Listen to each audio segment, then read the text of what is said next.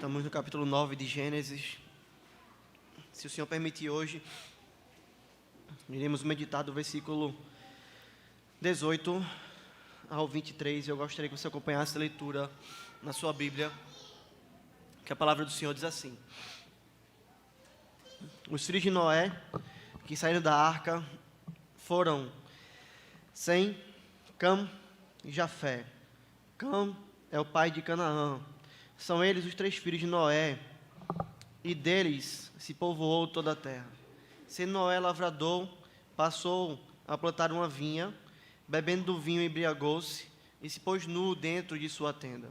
Cam, pai de Canaã, vendo a nudez do pai, fê-lo saber fora a seus 2 irmãos. Então Sem e Jafé tomaram a capa, puseram-na sobre os próprios ombros de ambos, e andando de costas, rostos desviados, cobriram a nudez do pai, sem que a vissem. Vamos ler até o final, mas a gente só vai meditar até aí. Despertando Noé do seu vinho, soube o que lhe fizera o filho mais moço, e disse: Maldito seja Cã, seja servo dos servos a seus irmãos, e ajuntou: Bendito seja o Senhor, Deus de Sem, e Canaã lhe seja servo. Engrandeça a Deus a Jafé, e habite ele nas tendas de Sem, e Canaã lhe seja servo. Noé, passado o dilúvio, viveu ainda 350 anos. Todos os dias de Noé foram 950 anos, e morreu. Amém. Pode sentar.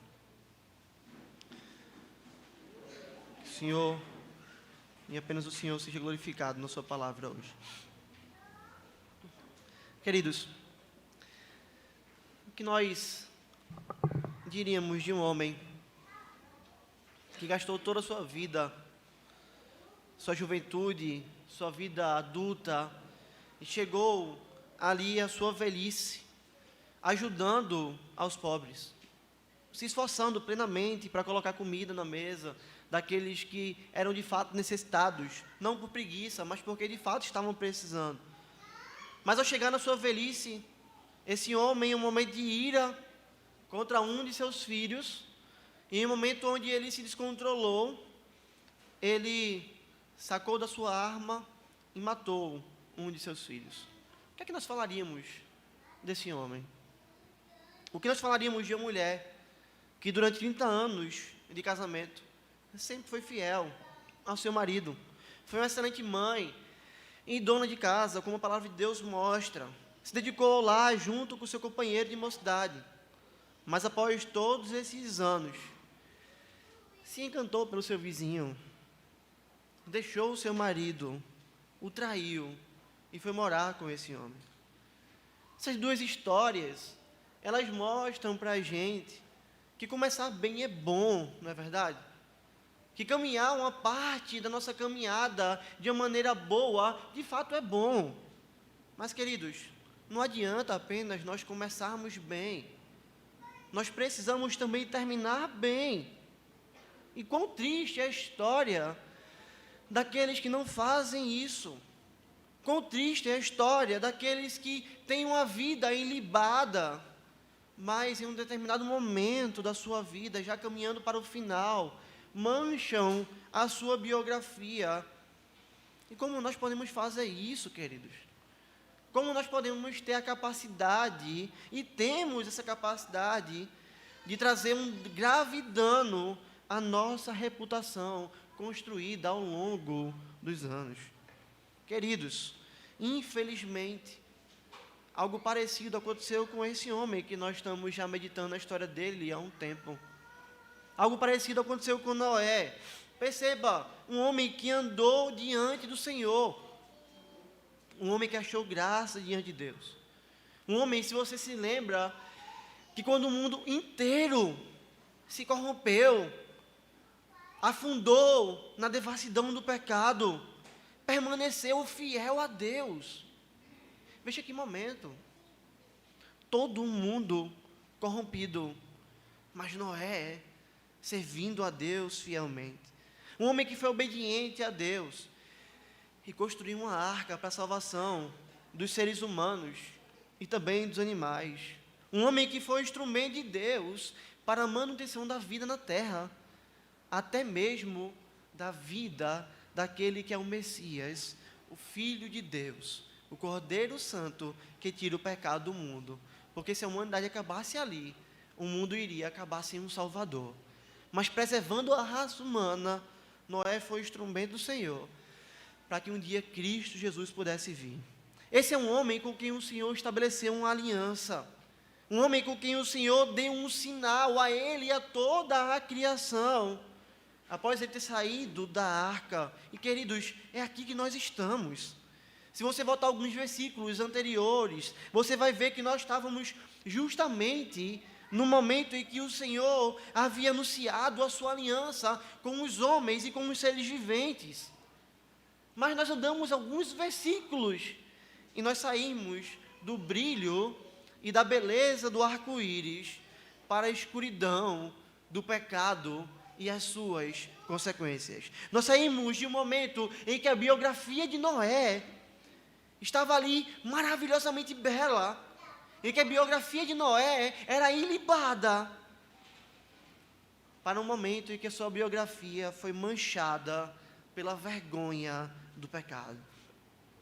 Ó, queridos, que o gracioso Deus desvende os nossos olhos nessa noite para os preciosos ensinos nesse texto e que Ele desperte em nós reverência, temor, cautela e obediência, não apenas durante parte da nossa vida, mas durante toda a nossa vida. Porque o texto em que nós estamos, após ser falado quem eram os filhos de Noé que entraram na arca, após ter se falado que desses 3 filhos de Noé, a terra toda se povoou, nos mostra justamente o pecado de Noé. E eu quero que você veja isso nos versículos 20 e 21. Sendo Noé lavrador, passou a plantar uma vinha, bebendo do vinho, embriagou-se e se pôs nu dentro de sua tenda. Passado então o dilúvio, tendo Noé e sua família saído da arca, a vida seguiu. Eles ali estavam em busca de uma normalidade, de fazer com que as coisas acontecessem da maneira correta agora. E como lavrador, Noé foi lá e plantou uma vinha. E se você não sabe o que é uma vinha, é uma plantação de árvores ali que dão uvas, tá? Uma vinha então cresceu. E Noé pegou então do fruto dessa vinha e fez vinho. E aqui é importante fazer um parênteses e frisar a você que está hoje aqui nessa noite, a realidade de que em nenhum lugar da Escritura Sagrada, o Senhor Deus proíbe que o homem plante uma vinha e que o homem consuma vinho. Pelo contrário, queridos, vinho não é pecado. Vinho é considerado como uma bênção da parte do Senhor. Se essa não fosse verdade, nós aqui que ceiamos, hoje pela manhã teríamos pecado contra Deus. Se isso não fosse verdade, nós que vamos ceiar hoje à noite, pecaríamos também contra Deus. Porque a ceia do Senhor é para ser feita com vinho, e não com suco de uva. Porque assim a palavra do Senhor nos ensina. Jesus mostrou isso de maneira muito clara, em Mateus 26, no versículo 29, quando disse: E digo-vos, que desta hora em diante não beberei do fruto da videira, até aquele dia em que o hei de beber novo convosco no reino de meu Pai. Veja, Jesus, quando instituiu a ceia, ele falou que ela deve ser feita com o fruto da videira. E o que é o fruto da videira, queridos?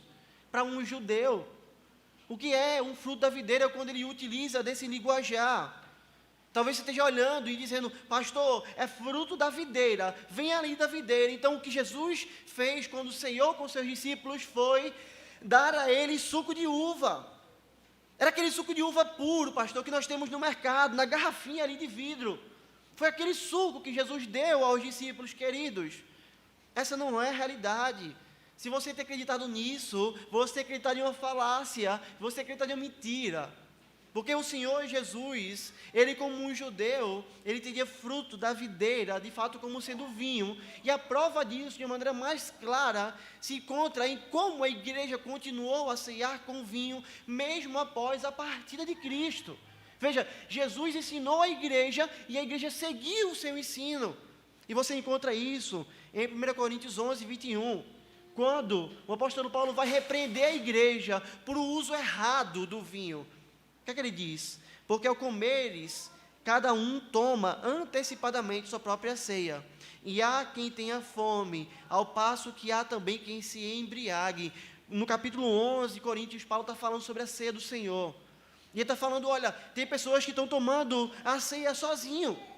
Tem pessoas aqui que estão comendo tanto na ceia e deixando os outros sem comer. E tem pessoas que estão usando do vinho da ceia para se embriagar. Ora, ninguém se embriaga com suco de uva, na verdade. Você pode tomar quanto suco de uva for, você não vai ficar embriagado por causa do suco de uva. Então, como é que a igreja se embriagava, pecando contra o Senhor?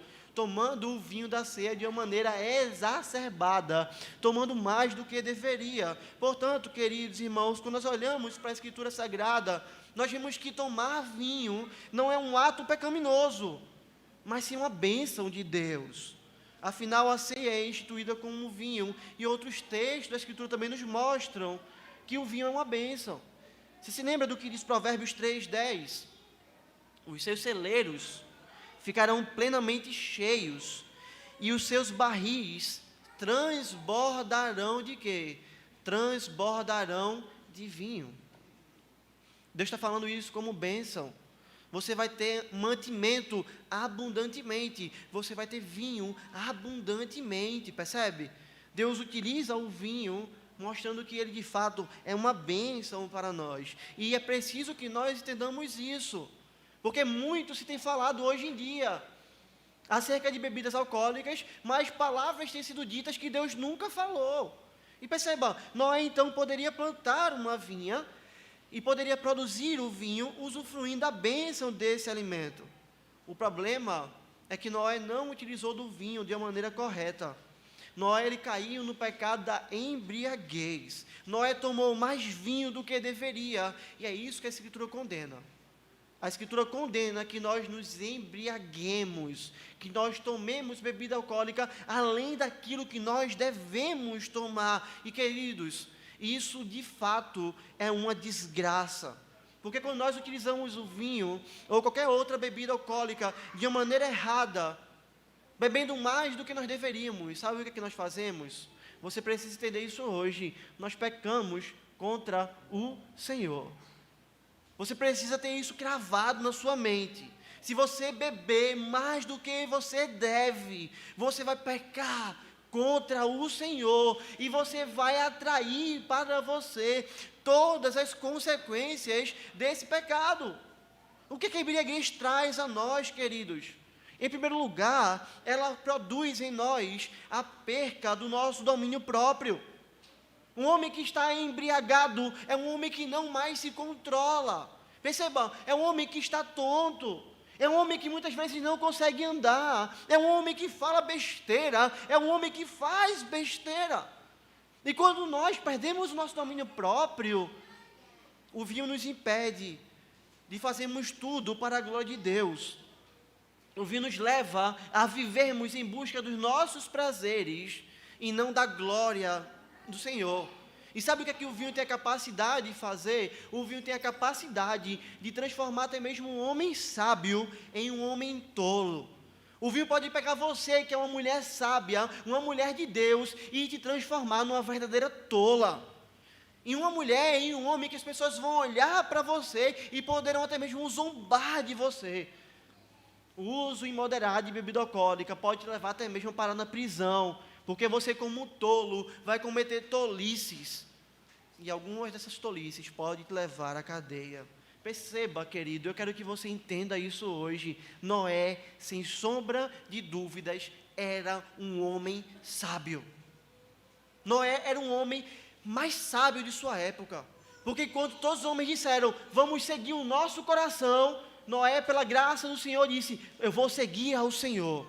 Então o que nós temos aqui relatado é um homem sábio, um homem reto, um homem que temia a Deus. Mas esse homem sábio, que não reclamou de Deus quando passou tanto tempo na arca, que construiu a arca como Deus mandou, que foi instrumento para a salvação de toda a raça humana, agora é um homem que bebeu mais do que deveria. E agora é um homem que nós o vemos como um tolo, porque na sua bebedeira, tomando mais do que deveria, Noé agora tira até mesmo a sua roupa e se coloca nu dentro da sua tenda. Um homem que sempre foi motivo de admiração, por conta da sua seriedade, por conta da maneira como vivia, agora por conta da embriaguez, se tornou um motivo de vergonha. Um homem que tinha toda uma biografia de uma maneira correta, agora teve a sua biografia manchada por um completo ato de tolice. Queridos, como nós devemos ter cuidado com esse pecado? Quando nós lemos esse texto, e quando nós vemos que um homem sábio como Noé caiu, o Senhor nos instrui sobre como nós precisamos ter cuidado com esse pecado. E eu quero falar a você, como nós, como igreja reformada, precisamos ter cuidado com isso. Como o Senhor nos chama a nossa atenção? Por que falar de nós como igreja reformada? Porque como igreja reformada, pela graça de Deus, nós estudamos a Escritura. E nós não seguimos a invenção de homens, o que homens dizem ou inventam, mas sim o que a Bíblia diz. E nós temos cravado na nossa mente de que não é errado tomar bebida alcoólica, mas sim se embriagar. Pela graça de Deus, nós temos entendimento sobre como nós devemos lidar com a bebida. Mas, queridos, o problema que nós encontramos algumas vezes é que todo esse conhecimento que nós temos, eles às vezes não é visto na prática da vida da igreja. Nós entendemos, nós sabemos, mas por algumas vezes nós encontramos no meio da vida da igreja pessoas que estão faltando praticar aquilo que elas sabem. E quando é que você faz isso, querido? Quando você toma mais bebida alcoólica do que você deve. E eu quero deixar claro aqui, perceba, não importa a sua idade. Porque você pode virar e dizer, eu já sou um idoso, eu sei o que eu faço da minha vida, eu já sou um adulto, pastor, quem é o senhor para dizer que eu estou errando com bebida alcoólica? Nós temos aqui um homem já idoso. E o Senhor condena a sua prática.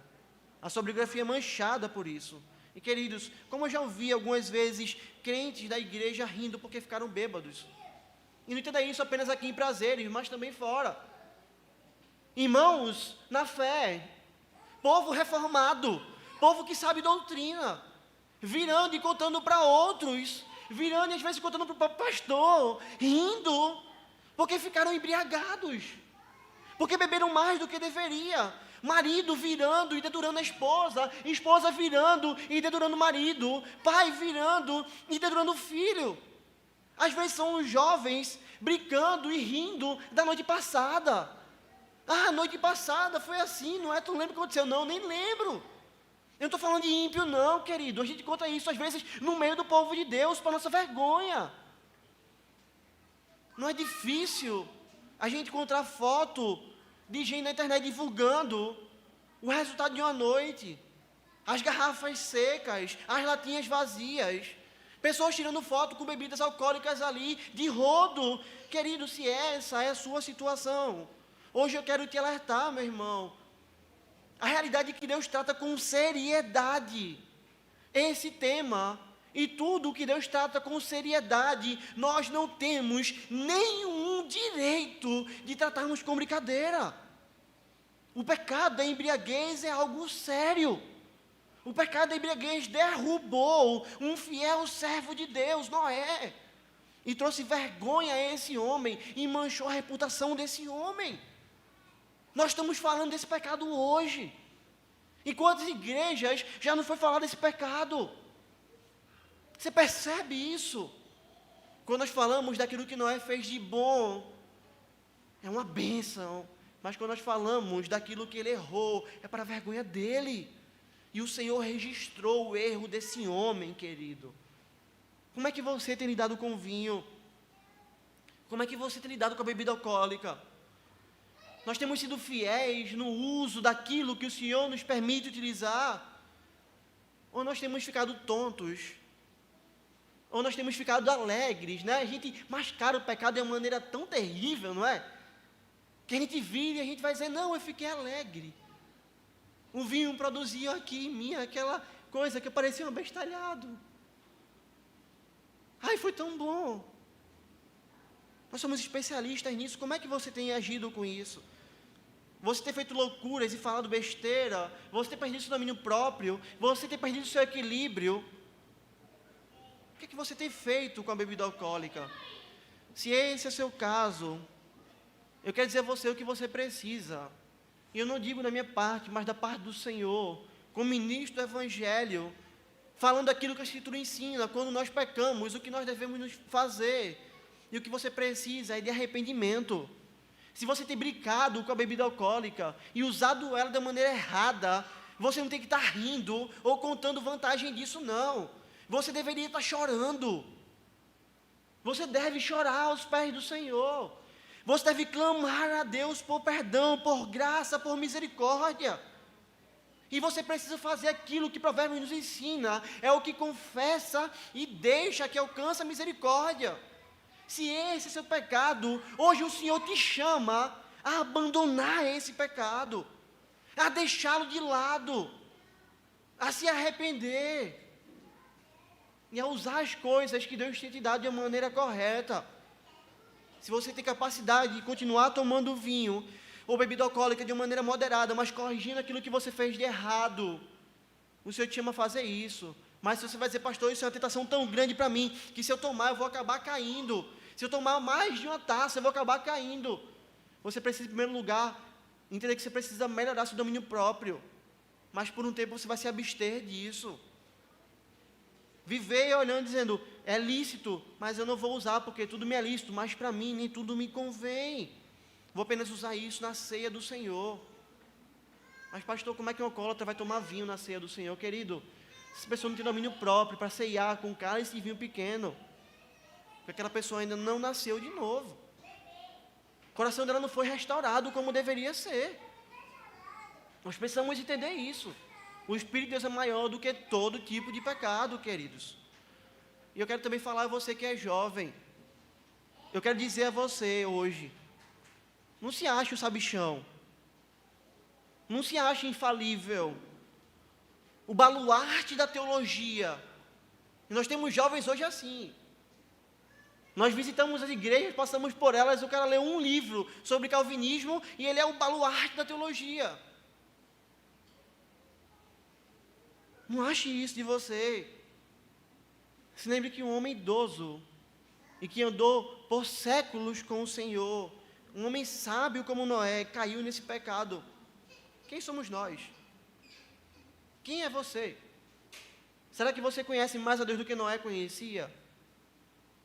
Nós precisamos ser humildes e nós precisamos atentar para que nós não venhamos a cair nesse pecado.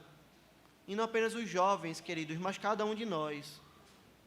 Que nunca nenhum tipo de escândalo por conta do pecado da embriaguez seja encontrado em nosso meio. Que nunca essa igreja seja comentada pelos ímpios, pelas pessoas de fora, dizendo, olha, está vendo aquele irmão domingo na igreja, mas sábado caído no meio da rua. Domingo na igreja, mas sábado passando vergonha na internet. Que o Senhor nos livre dessa realidade. Noé teve a sua biografia manchada pelo seu pecado. O seu pecado foi registrado e as gerações ficarão sabendo disso. Mas nós também precisamos lembrar que para o grande pecador existe um grande Salvador. Noé cria em Cristo e por isso ele teve seu pecado perdoado. E eu quero também trazer uma palavra de esperança a você que tem caído nesse pecado. O Senhor pode te perdoar. O Senhor pode te purificar. O Senhor pode reconciliar você com Ele, se você se arrepender do seu pecado. Nossa biografia pode ser manchada, a gente vai colher a consequência disso diante dos homens, mas em Cristo, diante de Deus, essa mancha pode ser retirada. E você pode hoje correr aos pés do Senhor.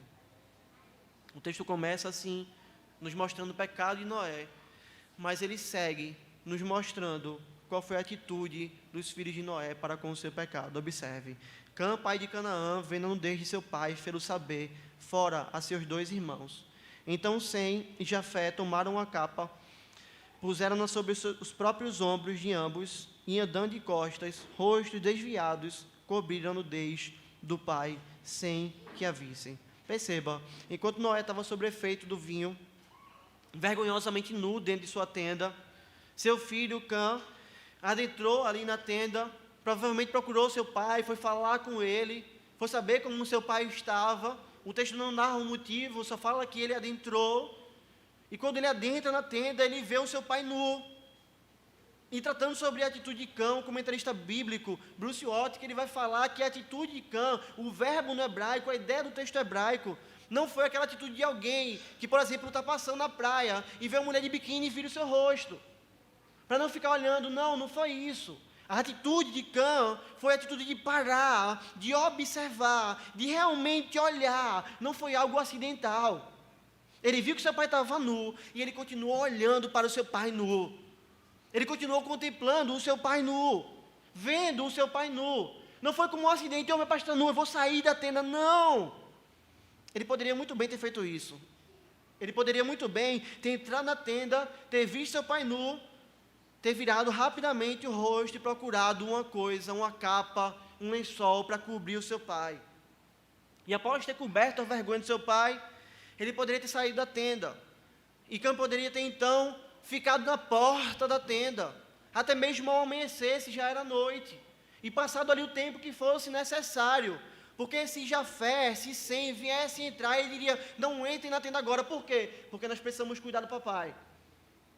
Ele poderia ter ficado à porta da tenda para proteger a vergonha do seu pai. Mas, queridos, não é isso que ele fez.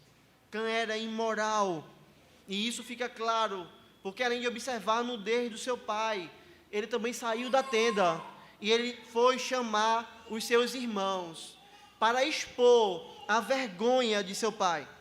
Ele anunciou a outras pessoas o estado de desgraça, de pecado em que Noé havia caído. E sabe o que seus irmãos fizeram? Aquilo que homens de Deus fazem, aquilo que filhos que servem ao Senhor fazem.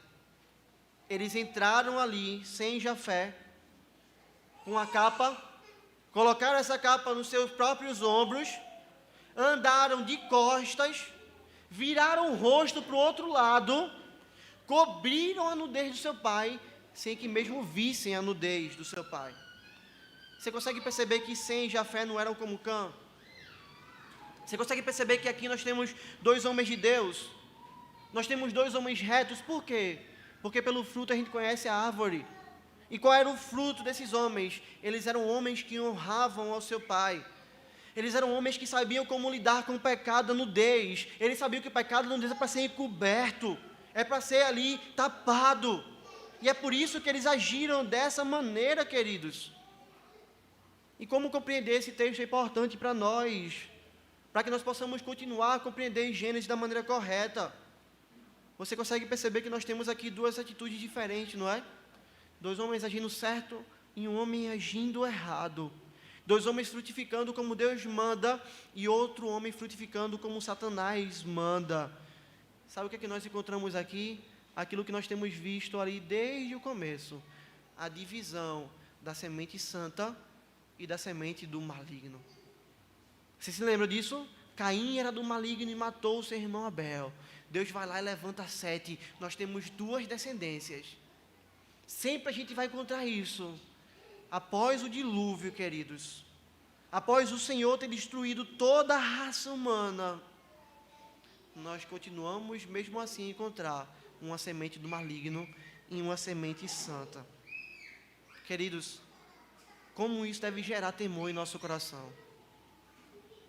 Como isso deve gerar temor, reverência em nosso coração? Você consegue entender isso? Deus derramou o dilúvio. Deus matou a raça humana. Deus foi lá e mostrou a Sem, a Cã e a Jafé a sua misericórdia salvando eles. Deus não deixou que esses homens morressem no dilúvio. Deus os preservou, queridos. Deus colocou um arco-íris e Cã viu esse arco-íris. Deus fez um pacto com o ser humano. Ele fez um pacto. Mas, querido, mesmo diante disso tudo, mesmo diante dessa realidade, mesmo tendo contemplado toda a graça de Deus. Cã teve a capacidade de se rebelar contra o Senhor. Cã teve a capacidade de escolher servir ao maligno. Cã teve a capacidade de se rebelar contra o pacto, de servir a Satanás e não servir a Deus. Você está ouvindo isso hoje? Você consegue entender como o pecado é sério? Você que ouve isso hoje, da parte do Senhor, você consegue entender como o pecado é duro, nos engana e nos mata? Você consegue entender que nós não podemos brincar com o pecado? Veja, esse homem chamado Cã viu tudo. As pessoas morrendo fora da arca. Ele deve ter ouvido os gritos. Ele viu ira de Deus. Mas o pecado o enganou.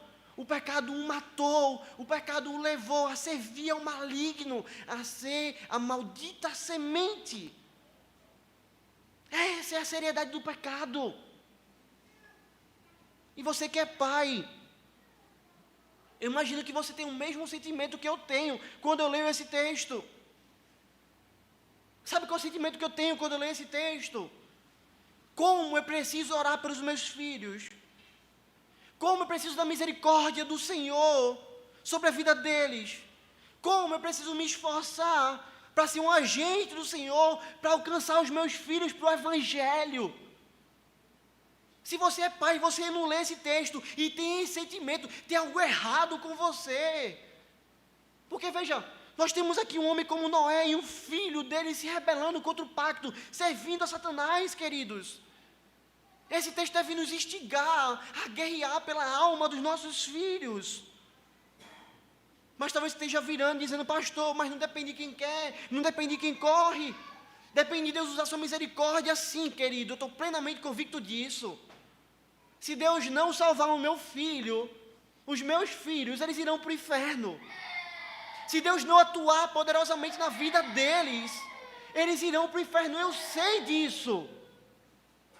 Mas sabe o que eu não sei? Eu não sei o decreto do Senhor. Eu não sei se Ele elegeu os meus filhos desde antes da eternidade ou não, eu não sei disso. E eu sei o que diz Deuteronômio 29, que me diz que as coisas encobertas pertencem ao Senhor. Porém, as reveladas nos pertencem a nós e a nossos filhos, para sempre, para que cumpramos todas as palavras dessa lei. Então perceba, eu não sei se Deus elege o meu filho, eu não sei se Ele fez isso, mas uma coisa eu sei que Deus me manda ensinar o meu filho no caminho, porque Deuteronômio 6 me revela isso, e o que é revelado pertence a mim. Eu sei o que Deus revelou para que eu possa educar os meus filhos. Eu sei que eu preciso usar vara para disciplinar os meus filhos, para livrar a alma deles do inferno, porque Provérbios 23:14 diz, não retires da criança a disciplina, não tire isso dela, pois se a fustigares com a vara, não morrerá, tu a fustigarás com a vara e livrarás a sua alma do inferno. Eu não sei se ele é eleito, mas eu sei que Deus manda eu disciplinar meu filho. Eu sei que Deus manda eu usar a vara, eu fustigar ele, eu vou livrar a alma dele do inferno. Deus me manda fazer isso, essa é a minha função. E queridos, como os pais têm pecado nisso hoje. Tem menino hoje que bate na cara do pai, e o pai fica olhando para a cara do menino. Tem menino hoje que faz o que quer, o que bem entende. Deus chama a gente para uma realidade diferente, querido. Sabe o que me foi revelado? Que eu devo orar pelos meus filhos como Jó fazia. E eu vejo isso no primeiro capítulo de Jó. Sabe o que me foi revelado? De que eu não posso faltar aos cultos, de que eu tenho que trazer os meus filhos à igreja, porque Deus convoca a minha família para adorá-lo. E Ele não chama apenas a mim, Ele chama meus filhos também. Joel 2,16, congregai o povo, santificai a congregação, ajuntai os anciãos, reuni os filhinhos, e os que mamam, sai o noivo da sua recâmara, e a noiva do seu aposento. Sabe o que Deus está me falando? Eu preciso trazer os meus filhos para adorar ao Senhor. Se não for um caso de doença, eles têm que estar aqui, eles têm que estar presentes, e eu não tenho direito diante de Deus, de dizer, eu vou trazer de noite e eu não trago de manhã, eu vou trazer de manhã e eu não trago de noite. Eu não tenho esse direito, eu não tenho direito de faltar um culto, porque eu não vou trazer meu filho para o culto, eu não estou cumprindo a minha responsabilidade. Querido, não é para ter uma igreja cheia, isso é para o bem da sua família, porque Deus revelou isso a nós, Deus tratou isso conosco. Deus também revelou a nós que as promessas dele não são apenas para nós, mas também para os nossos filhos. Atos 2:39. E ele nos mostrou que ele deu um sinal da sua aliança para com os nossos filhos. No Antigo Testamento, circuncisão. No Novo Testamento, batismo. Portanto, quando eu vejo o pecado de Cã e o comportamento de Sem e de Jafé, eu não tenho como não entender que o Senhor está me exortando a guerrear pela alma dos meus filhos, para que eles não sejam como Cã. Deus está me exortando a não ser negligente para com os meus filhos. Eu sou exortado, você que é pai é exortado a não ser preguiçoso, a não ser negligente, a orar pelos seus filhos, a orar pedindo a Deus que Deus te dê sabedoria, força e coragem para educar seus filhos como Ele manda. Pais, que o Senhor tenha piedade de nós, que Ele nos dê força, sabedoria e coragem, que o Senhor nos livre da preguiça, de gente estar sentado no sofá e ver nosso filho errando, e dizer, eu vou ter que levantar do sofá para levar ele para o quarto, para disciplinar ele, vou perder o jogo de futebol agora, vou perder o meu lazer, vou deixar de fazer o que eu gosto para poder disciplinar meu filho. Querido, que o Senhor nos livre dessa preguiça, dessa irresponsabilidade, para que nós possamos dizer uma coisa: eu fiz para a salvação dos meus filhos tudo o que o Senhor me ordenou.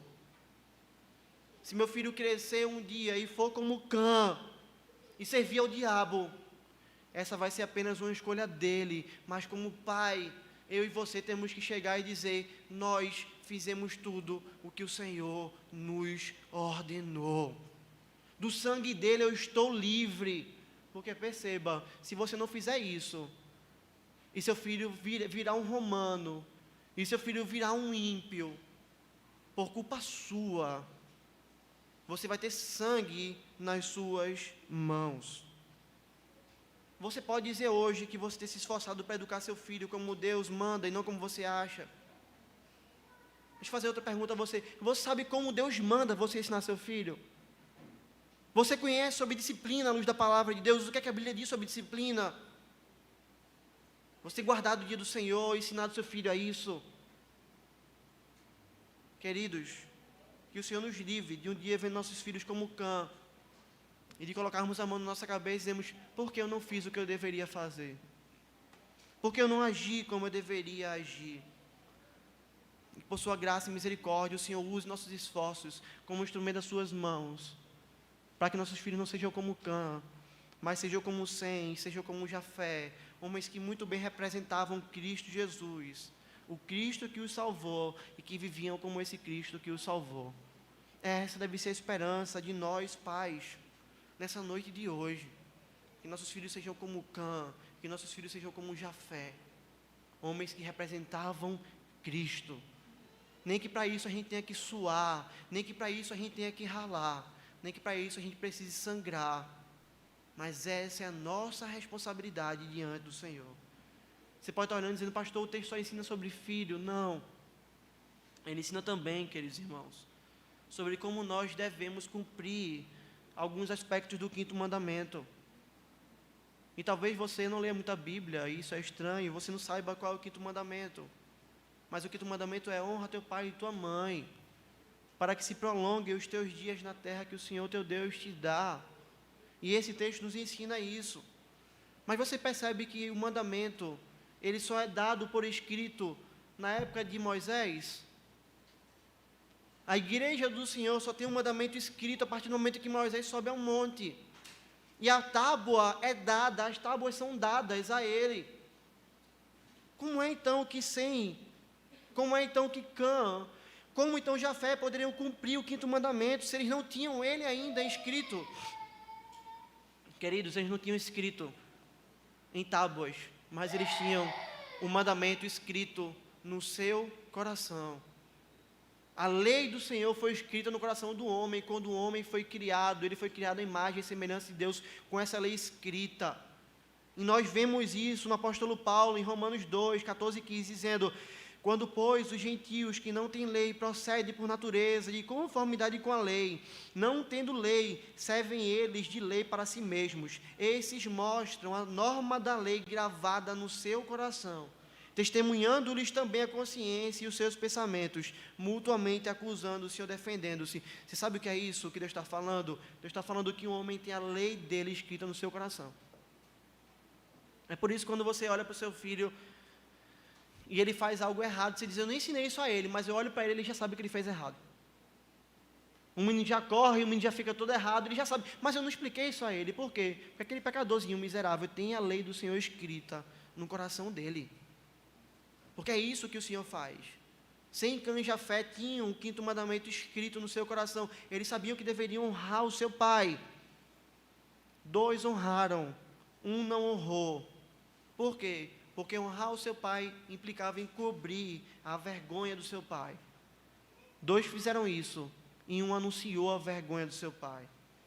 E o breve catecismo aponta isso muito bem, quando vai dizer, na pergunta 127, catecismo maior, qual é a honra que os inferiores devem aos superiores? Perceba, a honra que os inferiores devem aos superiores é toda a devida reverência sincera, em palavras e procedimentos, a oração e ações de graças por eles, a imitação de suas virtudes e graças, a pronta obediência aos seus mandamentos e conselhos legítimos, a devida submissão às suas correções, a fidelidade, a defesa, a manutenção de suas pessoas e autoridades, conforme os seus diversos graus de natureza de suas posições. Agora perceba, suportando as fraquezas e encobrindo-as com amor, para que sejam uma honra para eles e para o seu governo.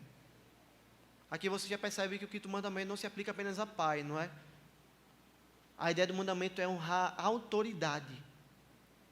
É você honrar aqueles que são autoridades sobre a sua vida. E isso inclui governantes, e isso inclui seu chefe do trabalho, e isso inclui também os seus pais, que são a primeira autoridade que nós temos na nossa vida.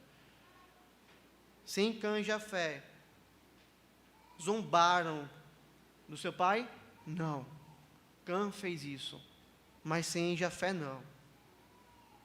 Cã chegou lá, anunciou a nudez do seu pai, mas Sem e Jafé cobriram a nudez do seu pai. Suportaram a fraqueza do seu pai. Quando Noé fraquejou, seus 2 filhos foram lá e cuidaram deles e protegeram a sua honra. Queridos, isso não deve ser fácil. Imagina você ver seu pai naquele cenário, naquele estado, um baluarte da justiça, naquele estado de pecado. Seu pai que ensinou você a não se embriagar naquele estado. Percebe? Mas eles foram lá e cobriram a vergonha do seu pai. E Cã não fez isso. Qual é o seu sentimento quando você olha para Cã? Seja sincero com você. O que é que você pensa quando você olha para a atitude de Cã? Será que você não vira e diz assim: que absurdo? Como é que um filho faz isso com o pai? Como é que o filho age assim? Como é que ele tem essa audácia para agir dessa maneira? É bom falar de Cã, não é? É fácil, não é? Não é simples? Aquele senso de revolta, de justiça, até bom no coração, não é? Mas você consegue falar de Cã da mesma maneira que você fala de você? Você consegue hoje virar para você e perceber se você tem cumprido o 5º mandamento ou não? Você consegue falar de você mesmo? Você que é criança, jovem ou até mesmo adulto, você consegue falar com a mesma dureza com Cã como você fala para você? Será que você já não fez isso que Cã fez? Quando teu pai pecou, você foi lá e correu para contar para o teu irmão, rindo e disse: olha o que o papai fez. Quando sua mãe pecou, você foi lá e saiu correndo para falar para os seus amigos da escola: minha mãe fez isso, rindo, morrendo de rir dela. Está vendo o que minha mãe fez? Minha mãe já fez isso. Olha que ridículo, olha como ela age assim. Eu chamo também sua atenção para que esse mandamento não é aplicado apenas aos pais, mas também para as autoridades, como falei. E perceba como erram aqueles que, quando verem um pastor cometer um deslize teológico na pregação, saem prontos para falar para as outras pessoas: tu viu o que o pastor falou?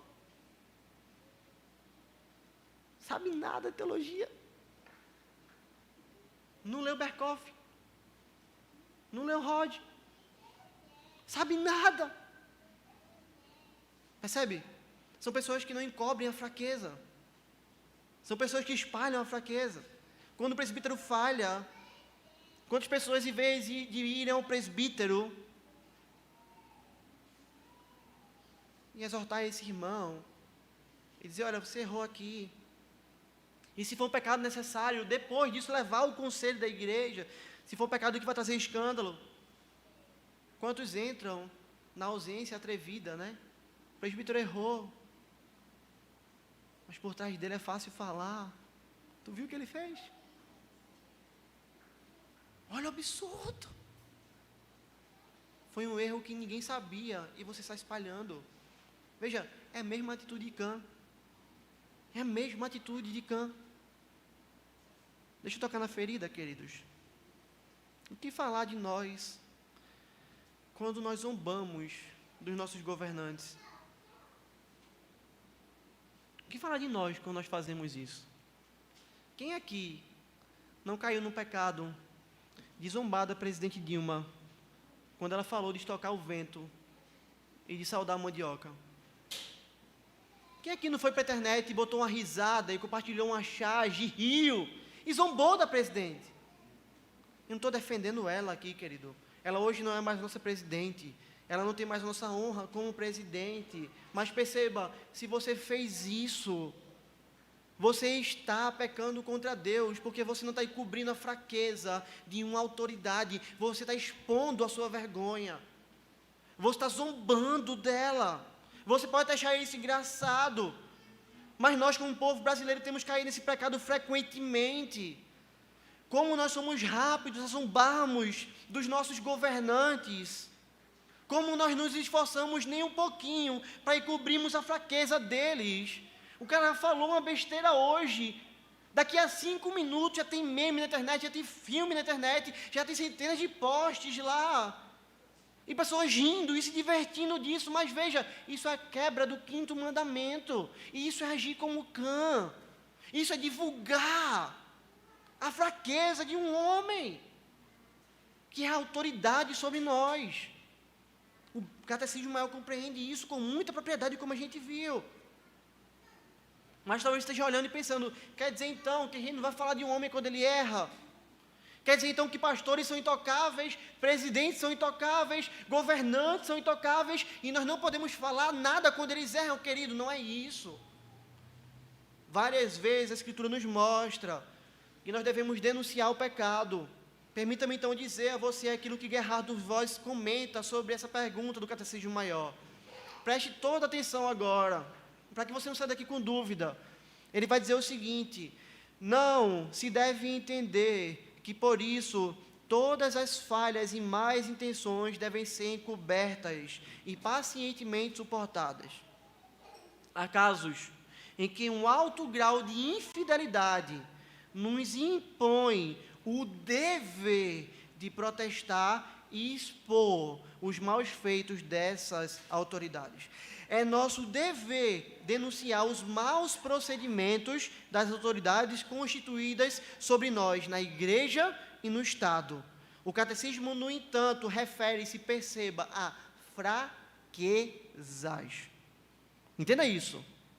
São fraquezas, o que não significa propriamente erros flagrantes, mas falhas ou fraquezas de caráter, e que por isso devem ser suportadas com paciência e encobertas por amor. Então perceba, querido, quando nosso pai erra, a gente não deve chegar e deixar de ir ao nosso pai, exortar o nosso pai, falar do pecado dele para que ele se arrependa. Não é isso que a gente entende aqui no texto. A questão deve ser em que nós devemos enxergar as coisas da maneira como Deus diz. Ah, o pastor errou, então vamos lá, não repreendam o pastor intocável. Não falem nada do pastor. Não é isso, queridos. O político errou. Eu tenho que aceitar tudo o que ele falou. Não é isso, querido. Não é isso. A questão é quando o homem fraqueja e cai em pecado. Nós devemos tratar o pecado da maneira correta. E tratar o pecado da maneira correta significa encobrir o pecado quando isso for possível. Um bom exemplo disso está aqui na história de Noé. Perceba. Não havia nada que Noé pudesse fazer naquele momento, não é verdade? Você vai exortar um bêbado que está dormindo? Cã podia fazer alguma coisa com seu pai? Acorda aí, Noé, vamos lá. Vou te exortar agora. Ele poderia fazer isso? Não.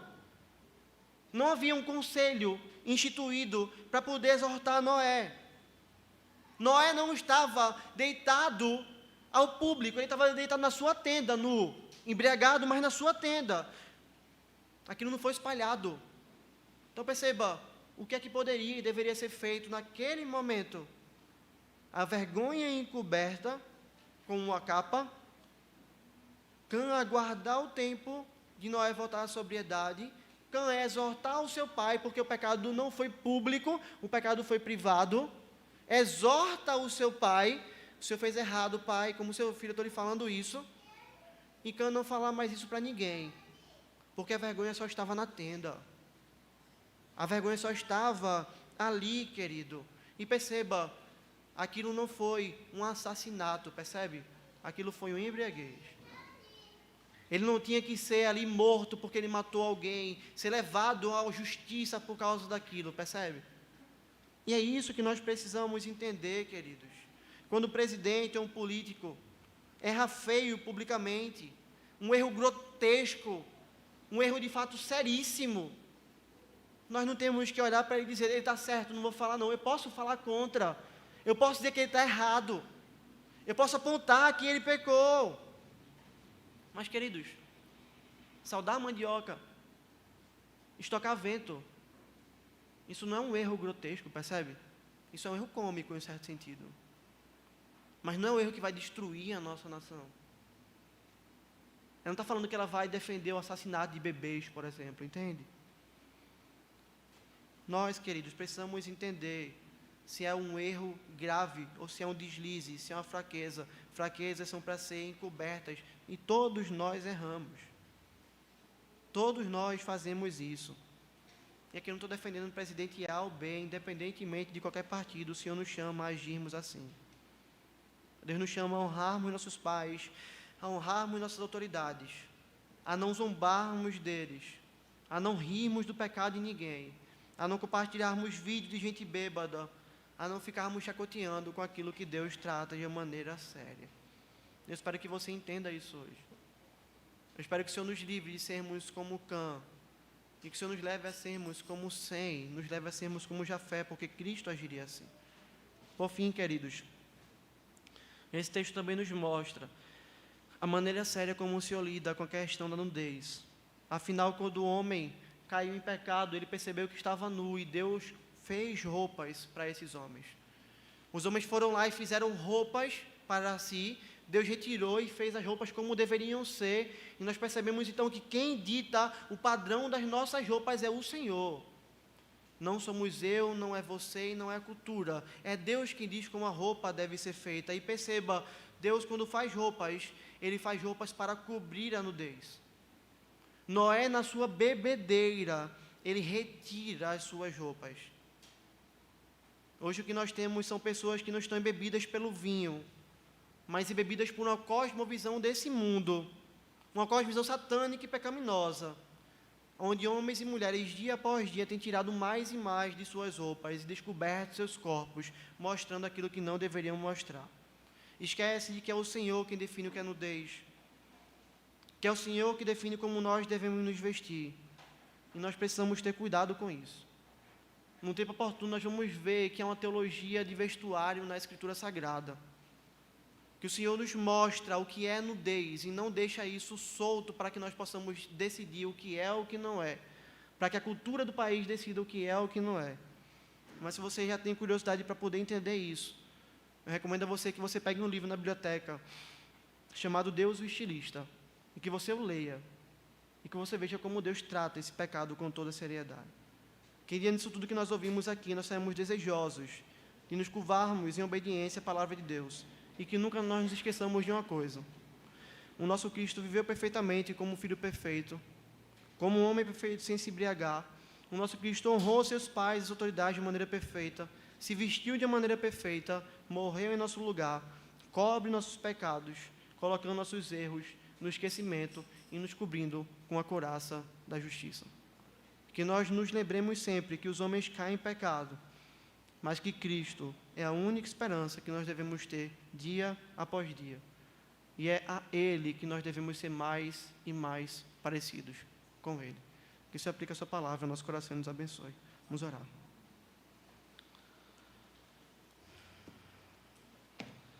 Ó Deus Santo, bendito,